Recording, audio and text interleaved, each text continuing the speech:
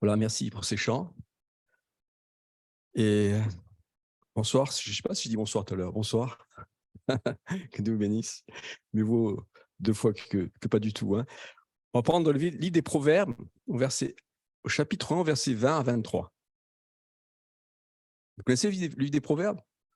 Quelqu'un disait qu'il était bien de lire chaque jour un proverbe du livre des Proverbes. Et là, on va lire 3 versets. Proverbe donc 1, 20. La sagesse crie dans les rues, elle lève sa voix dans les places, elle crie à l'entrée des lieux bruyants, aux portes dans la ville. Elle fait entendre ses paroles. Jusqu'à quand, stupide, aimerez-vous la stupidité? Jusqu'à quand les moqueurs se plairont-ils à la moquerie et les insensés haïront-ils la science? Tournez-vous pour écouter mes réprimandes. Voici, je répandrai sur vous mon esprit. Je vous ferai connaître mes paroles. Il faut connaître que ces paroles sont un peu sèches quand même. Hein, elles sont un peu blessantes. Jusqu'à quand, homme, préférez-vous la stupidité à la sagesse? C'est sec. Mais on sait que Jésus était souvent sec. C'est pas Jésus qui a écrit ces paroles, mais il les a inspirées sans doute. Hein. Dans une version biblique un peu plus soft, il est dit « Jusqu'à quand, vous les êtres humains, resterez-vous dans l'ignorance ?» Parce qu'il y va de notre salut ce soir. Hein. On n'est pas là. On est bien entre nous, mais on n'est pas là, j'ai envie de dire, pour s'amuser. Hein. La parole est annoncée. La parole est esprit et vie. Et si la parole est annoncée, c'est parce que notre âme est appelée à être sauvée ce soir, si elle n'est pas encore sauvée. À être en règle avec Dieu. Depuis 2000 ans, même plus, la sagesse de Dieu est prêchée aux hommes par l'intermédiaire de prédicateurs, tels que moi ce soir. C'est un privilège, une responsabilité aussi. Elle est prêchée à travers le monde, à tout homme de race, culture. Mais la plupart des gens préfèrent demeurer dans l'ignorance. Et de plus en plus, j'ai l'impression que les gens sont de plus en plus indifférents à l'évangile. Il n'y a qu'à sortir et évangéliser. Hein. Regardez autour de vous et vous verrez que peu de gens s'intéressent à Dieu. Et de moins en moins. De plus en plus de gens vous rionnez. Hein. Quand on parlait de Dieu, de votre foi, quand vous leur témoignez. Et alors, y a-t-il ce soir des gens qui, au milieu de nous, des personnes qui peuvent affirmer « Oui, moi, je vis selon les principes de Dieu, hein, selon ses commandements. Et ma vie s'en trouve meilleure parce que je vis selon ses commandements. » Y a-t-il des gens qui peuvent le faire? Hein? Moi, oui, je pense qu'il y en a plusieurs. On est dans une église, hein, vous me direz. Mais si vous sortez, si vous allez dans la rue, si vous parlez à vos collègues, à vos familles, à vos amis, dans vos familles, hein, sortez, vous verrez que eh bien, dans ce monde, l'ignorance et l'incrédulité règnent de plus en plus. Le diable, j'ai envie de dire, il voile de plus en plus l'esprit des gens autour de nous. Hein. Bon, je ne sais pas à critiquer les gens. Moi-même, hein, j'ai vécu une grande partie de ma vie dans cette ignorance, dans cette stupidité. Hein. Parce que quand on refuse d'être sauvé, c'est une stupidité quand même. On te dit, tu acceptes juste, tu es sauvé, tu passes l'éternité avec ton Dieu. Et les gens disent, c'est stupide quelque part. Cette parole est bien vraie, hein, même si elle est dure. Hein. Et des gens déclarent que Dieu n'existe pas. Hein. Ils nient qu'il fut le créateur et que tout a été fait par hasard. Je me rends compte, parce que moi j'étais comme ça avant, hein. Maintenant, combien j'étais stupide, aveuglé dans mon orgueil. Et chaque jour, c'est vrai que je rencontre des gens qui sont comme j'étais moi avant, aveuglés, mais hyper aveuglés. Moi, j'étais vraiment très aveuglé. Hein. Et alors, je ne juge pas, mais Dieu peut tout. Hein. Hein, Dieu fait tomber les écailles des yeux, il l'a fait pour l'apôtre Paul. Hein. Et il y a un film que j'ai vu il y a quelques années, c'était il y a très longtemps. Je ne sais pas si vous le connaissez, pour les jeunes ne le connaissent peut-être pas, mais c'est ce film, le cinquième élément de Luc Besson. Hein. Je sais que les jeunes maintenant, ils aiment bien, hein, on le connaît tous. Moi, j'ai beaucoup aimé ce film. Et alors, c'est un film de science-fiction, et c'est l'histoire de vaisseaux spatiaux qui proposent des voyages. C'est une agence de tourisme interstellaire, vous vous rappelez un peu. Et elle propose des voyages dans l'espace, dans les galaxies, à des êtres tout aussi fantastiques, un peu comme les gardes des étoiles, quoi. À faire des voyages à des planètes. Et je me disais, moi, en faisant ce message, je me disais, mais, alors bien sûr, c'est impossible, hein, mais s'il y avait une agence de tourisme à Ajaccio, hein, qui pouvait proposer des voyages en enfer, hein, hein, si il y a une agence de voyage qui vous dit, voilà, voyage en enfer demain, c'est pas cher, hein, il faut y aller. Et ça serait intéressant, bien sûr, c'est impossible, mais je me dis, parce que ça permettrait aux gens de voir où ils vont finir s'ils refusent l'évangile. Parce que c'est horrible, l'enfer, c'est horrible. Hein, où vont finir tous ceux qui ont refusé la sagesse de Dieu, lieu où finissent ceux qui refusent l'amour de Jésus manifesté à la croix. Et que l'on puisse voir, bien tu vois, c'est là que tu vas finir. Bien sûr, c'est impossible, Une idée que j'ai eue, je ne sais pas pourquoi, mais bon. Alors peut-être qu'au retour de ce voyage, les gens seraient sans doute sensibles au message de la parole de Dieu. Et j'en suis pas sûr, vous voyez. Je suis pas sûr. Hein, hein. Parce que il y a une histoire qu'on lit dans la Bible, dans l'Évangile de Luc, au chapitre 16 et au verset 19. Histoire la racontée par Jésus-Christ. Luc 16, 19, et je lis avec vous. Il y avait un homme riche qui était vêtu de pourpre et de fin lin, et qui chaque jour menait joyeuse et brillante vie. Un pauvre, nommé Lazare, était couché à sa porte, couvert d'ulcères et désireux de se rassasier des miettes qui tombaient de la table du riche. Et même les chiens venaient encore lécher ses ulcères. Le pauvre mourut, et il fut porté par des anges dans le sein d'Abraham. Le riche mourut aussi, et il fut enseveli. Dans le séjour des morts, il leva les yeux, et tandis qu'il était en proie au tourment, il vit de loin Abraham et Lazare dans son sein. Il s'écria, Père Abraham, aie pitié de moi, et envoie Lazare pour qu'il trempe le bout de son doigt dans l'eau et me rafraîchisse la langue, car je souffre cruellement dans cette flamme. Abraham répondit, mon enfant, souviens-toi que tu as reçu tes biens pendant ta vie, et que Lazare a eu les maux pendant la sienne. Maintenant, il est ici consolé, et toi, tu souffres. D'ailleurs, il y a encore entre nous et vous un grand abîme, afin que ceux qui voudraient passer d'ici vers vous, ou de là vers nous, ne puissent le faire. Le riche dit, je te prie donc, Père Abraham, d'envoyer Lazare dans la maison de mon père, car j'ai 5 frères. C'est pour qu'il leur atteste ces choses, afin qu'ils ne viennent pas aussi dans ce lieu de tourment. Abraham répondit, ils ont Moïse et les prophètes, qu'ils les écoutent. Il dit, mon père, Abraham, mais si quelqu'un des morts va vers eux, ils se repentiront. Et Abraham lui dit, s'ils n'écoutent pas Moïse et les prophètes, ils ne se seront pas persuadés, même si quelqu'un des morts ressusciterait.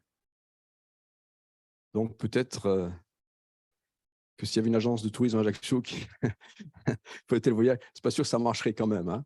Donc dans cette histoire, on voit Jésus qui raconte une histoire d'un homme qui avait une vie stupide, comme je l'avais avant, hein, plaisir, la folie, comme on l'a beaucoup su, et il ignorait les choses de Dieu, il méprisait son prochain. Et puis, après sa mort, il se retrouve dans le séjour des morts, du mauvais côté d'ailleurs, hein, et devant la réalité de ce qu'il vivait, alors que de son vivant, il n'y croyait pas du tout. Hein.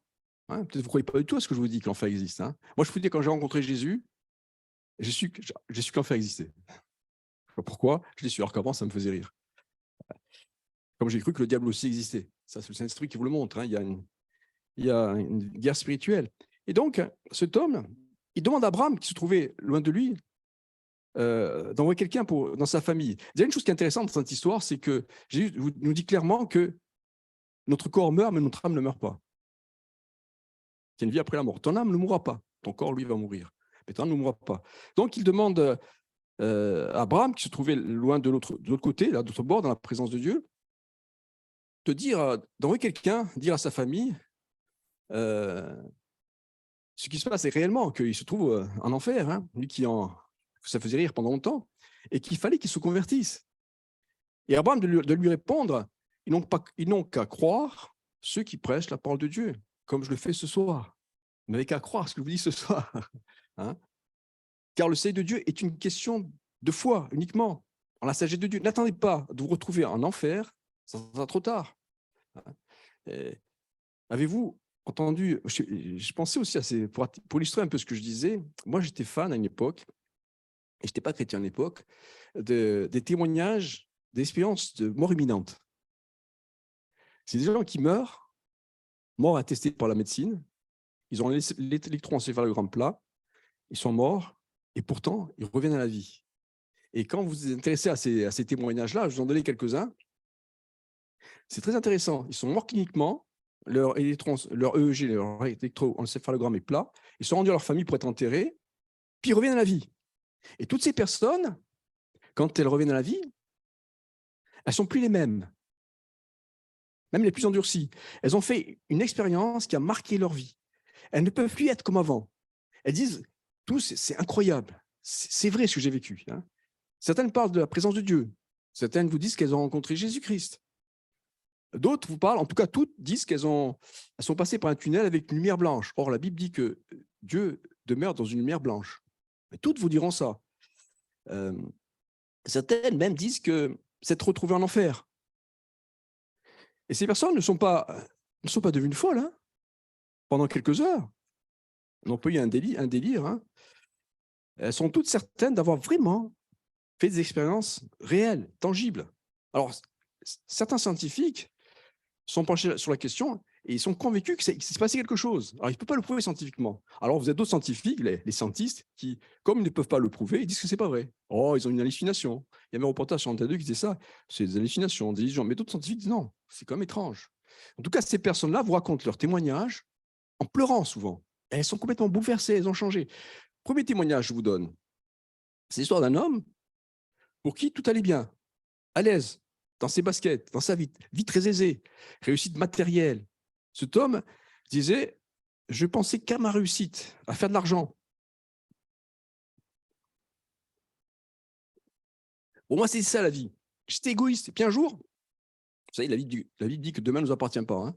Et un jour, il raconte que pendant ses déplacements incessants, il fait du business, cet homme, hein, il a un accident de voiture, un choc frontal, mort. Je ne sais pas si Pierre Malman est arrivé en face, mais bon, je ne sais pas. Voilà. Pour tout, il n'y avait pas de témoin. Et donc, il meurt sur le coup. Il raconte, je me voyais sortir de mon corps. Et j'assistais au travail des réanimateurs, les pompiers, les médecins qui essaient de me réanimer. Ils voyaient les gens qui, vous imaginez, vous sortez de votre corps, les gens en train d'essayer de vous réanimer. Et lui, il est en haut, il voit. Hein, et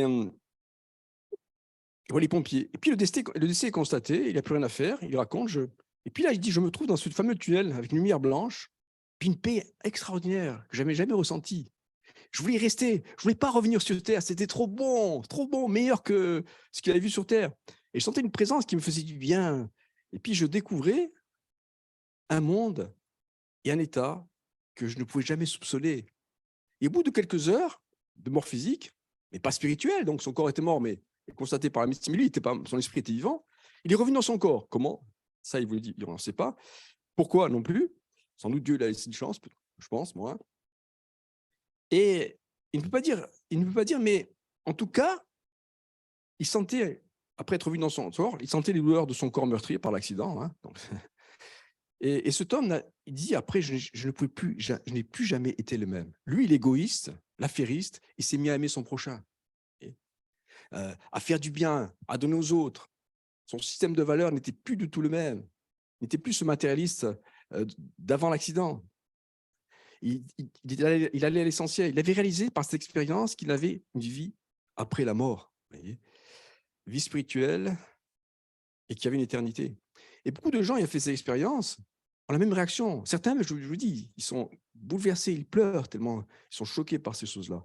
Un autre témoignage, ce témoignage, je ne sais pas si vous vous souvenez, c'est le pasteur Franck Alexandre qui nous l'avait raconté quand il était venu. Franck Alexandre, c'est un pasteur assez connu dans les milieux évangéliques. Et il racontait dans son église, il y avait un chrétien, enfin, quelqu'un qui est devenu chrétien, mais qui avait fait cette expérience. C'était un homme qui était constamment, qui venait à l'église, mais qui n'était pas converti. Et il allait dans l'église de Troyes, le pasteur Franck Alexandre. Et c'est un homme qui était addict aux drogues vraiment très dures. Puis, il avait des contacts avec l'évangile. Il était touché, mais pris par la drogue, il n'arrive pas à se convertir. Vous voyez, on en voit beaucoup comme ça, heureusement, qui viennent dans nos églises. Hein. Ils sont liés, il faut prier pour eux. Et lui, c'était son cas. Puis un jour, lors d'une drogue party, overdose, il meurt. Là encore, la mort est constatée, médicalement. Hein. Et il dit encore, moi aussi, je voyais des gens sur mon corps en train d'essayer de le ranimer. Pareil. Hein. Et puis après, les gens, ils finissent par renoncer à le ranimer et puis ils disent, bon, mais on ne peut plus rien faire, on peut plus rien faire. Et mon corps est amené à la morgue, dit-il. Donc il assiste à tout ça. Et tout d'un coup, je me suis retrouvé en enfer. Moi, employé par lui, hein. Il me dit, c'était horrible, des créatures hideuses, une atmosphère d'angoisse, insupportable. C'est insupportable l'enfer. Un mal-être suffocant. Et il dit, je savais que j'étais là pour l'éternité. Il dit, l'enfer est vraiment réel. Et là, il s'est souvenu de l'évangile. Et il s'est mis à crier à Jésus-Christ, Seigneur, secours-moi, viens me chercher, pardon. Il se repent. Hein. Il se repent dans sa mort, entre guillemets, quoi. Et détail important, il était tellement angoissé, tellement peur de rester en enfer, qu'il a vu ses cheveux devenir blancs, alors qu'il était en enfer. C'est un détail important, retenez-le. Il a vu ses cheveux devenir blancs. Et tout d'un coup, il entend la voix de Jésus-Christ qui lui parle. Alors, je ne sais plus ce que Jésus l'a dit. Et puis, il revient à la vie. Là, il est hospitalisé, dans le coma. Et chose incroyable, lorsqu'il est sorti du coma, la première chose qu'il a faite aux infirmiers, il a dit « Donnez-moi une glace, vite, une glace, je veux me voir ».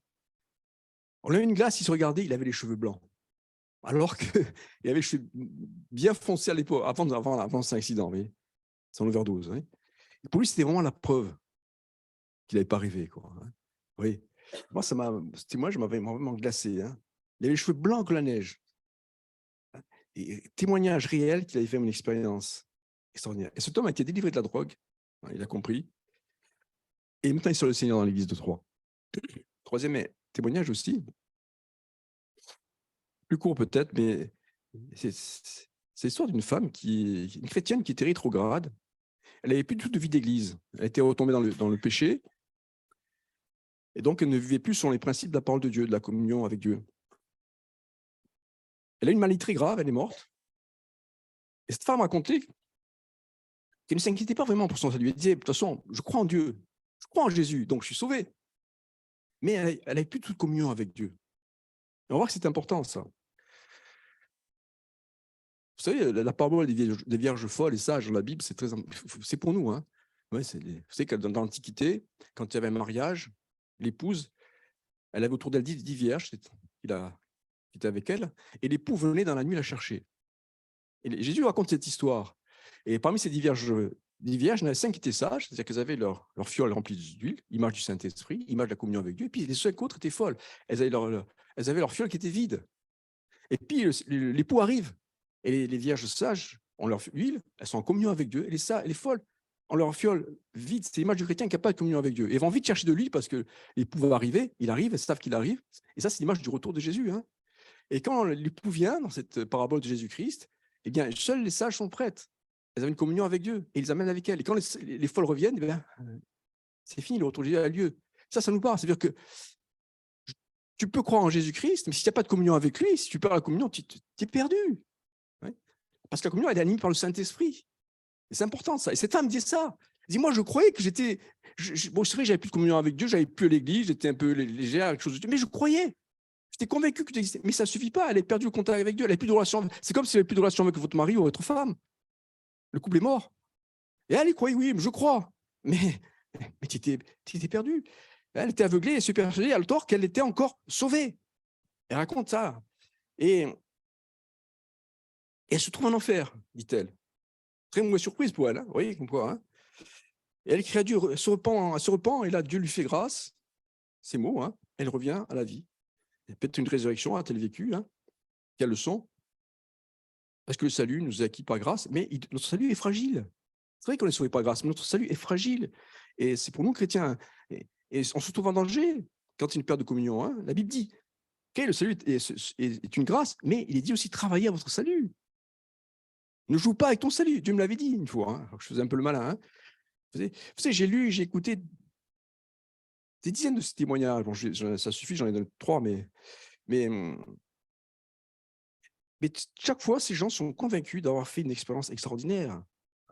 Ne leur dites pas, vous avez rêvé, c'est une hallucination. Ils disent, non, c'est pas possible, j'ai vraiment vécu, c'est vrai. Et vous savez qu'il y a des milliers de témoignages comme ça de vie et de mort imminente chaque année, des milliers dans le monde.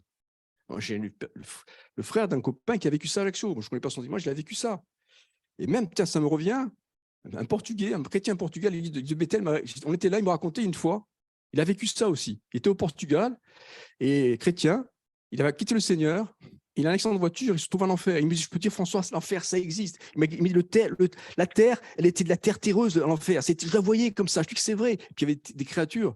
Et puis, il est revenu à la vie, Dieu a fait grâce à lui aussi. Il me dit, je peux te dire que c'est vrai. Hein. Alors, je ne sais pas si ces témoignages peuvent vous convaincre, mais en tout cas, ces gens-là, ils sont convaincus que c'est vrai. Hein. En tout cas, que c'est vrai. Et puis, je pense qu'ils confirment quelque part ce que la Bible dit. Hein, que l'homme, il est programmé pour vivre, la femme aussi, hein, programmé pour vivre éternellement. L'homme n'est pas né pour vivre quelques dizaines d'années. Son corps, oui, hein, parce qu'il va redevenir poussière, mais ton âme est éternelle ce soir. Le corps redevient poussière, mais ton âme est éternelle. Où vais-je passer l'éternité? La Bible nous enseigne que c'est le péché commis par Adam et Ève qui a cassé le processus éternel de vie avec Dieu. Dans le jardin d'Éden, on était là. Adam et Ève, en tout cas, étaient dans l'éternité. Puis, ils ont été exclus à cause du péché. Mais le cadeau de Dieu, c'est Jésus. Hein. On a fêté Noël il n'y a pas longtemps. Un sauveur nous est né. Le sauveur, c'est Jésus. Et c'est le cadeau envoyé par Dieu. C'est Jésus, le nouvel Adam. Et il est là pour nous donner la vie. Il a fait à la croix pour nous pardonner de nos péchés. Celui qui accepte par la foi le don de Dieu ce soir sera sauvé. Il n'ira pas dans ces lieux horribles que certaines personnes ont vus et que la Bible décrit, dont Jésus parle. Parce qu'après, à part ces cas exceptionnels, il n'y a pas de retour possible en arrière. C'est que certaines religions vous disent on prie pour les morts. C'est pas biblique, ça. Hein.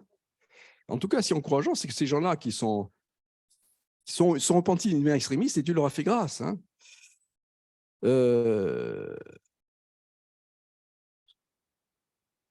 C'est vrai que si on refuse ce processus de vie éternelle qu'il nous a accordé en Jésus-Christ, eh bien, on passe à l'éternité sans Dieu.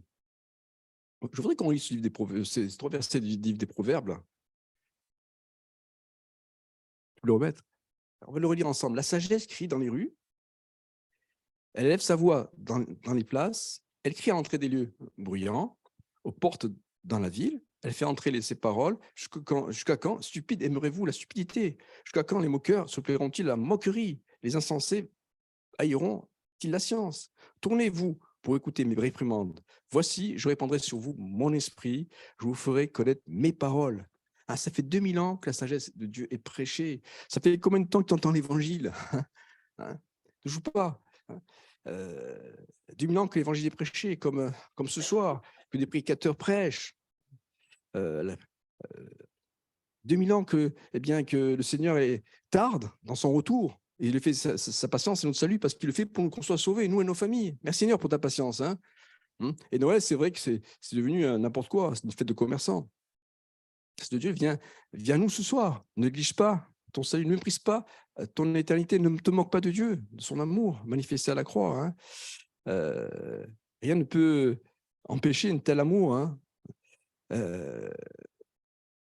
C'est vrai que se tourner vers Jésus-Christ, je reconnais que c'est pas évident.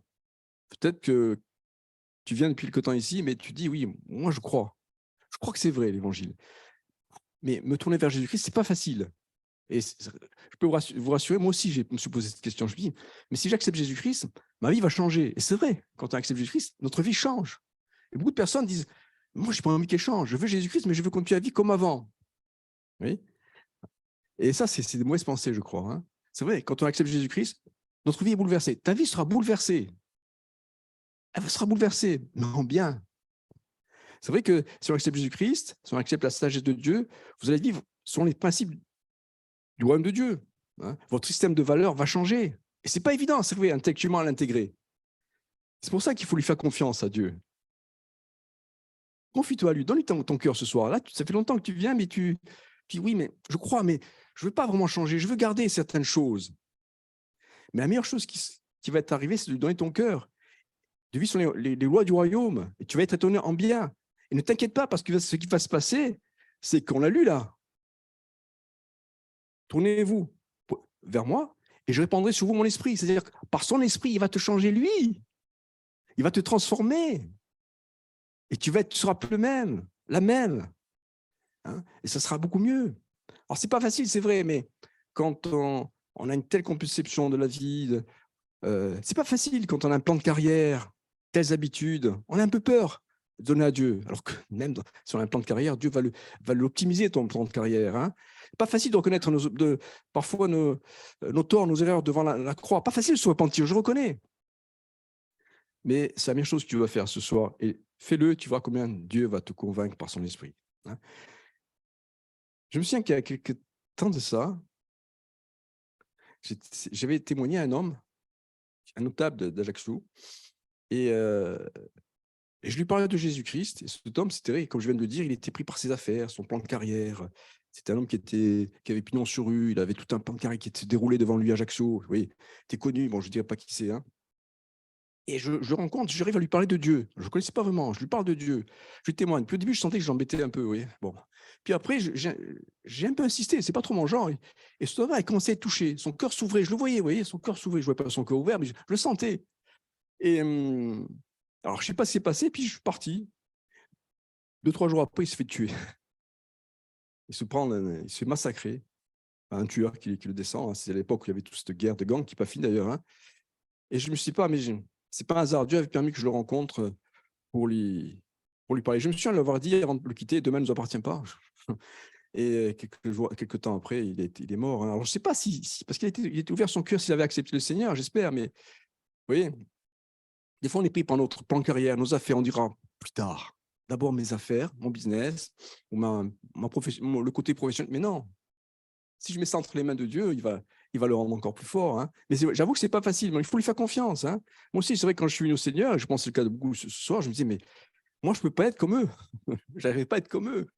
Et puis, je suis comme vous, mais tout en étant moi, vous comprenez? Parce qu'on est tous différents. On est tous différents. On n'est pas on n'a pas l'uniforme évangélique ou chrétien. Non, non. On est chrétien, on est frères, mais on a une personnalité différente, et une identité différente, et Dieu a un plan différent pour chacun de nous. Hein. Le problème, c'est que le diable, il veut nous faire croire, il veut nous amener à comment dirais-je, à regarder par l'envers de la lorgnette, tu vois. Il veut qu'on voit les choses minuscules, oui, à l'envers. Oui, quand vous prenez une longue vue, vous regardez à l'envers, vous voyez tout petit. Le diable, il veut faire ça. Il veut te faire voir la réalité toute petite. Mais non, hein, Dieu veut vraiment, il veut que tu prennes dans le bon sens la lorgnette afin que tu vois le plan qu'il a pour toi. Hein. Hein. On vit dans un monde difficile qui se dégrade. Hein. Et de plus en plus de parcs d'attraction. Allez, on essaie de vous distraire. Allez, parc par-ci, parc par-là, on va au Euro Disney. Hein. Mais la vie, c'est pas Euro Disney. Quoique Euro Disney, il y a une attraction qui est super. Je me souviens, je suis allé plusieurs fois. Et je ne sais pas si vous l'avez faite, c'est pour ceux qui sont allés. C'est une salle où vous êtes allongé comme ça, des gros fauteuils, et vous voyez le film qui défile au plafond. Non, on ne l'a pas vu. Et ce film, il a été tourné par le télescope Hubble. Hubble, c'est le plus grand télescope du monde.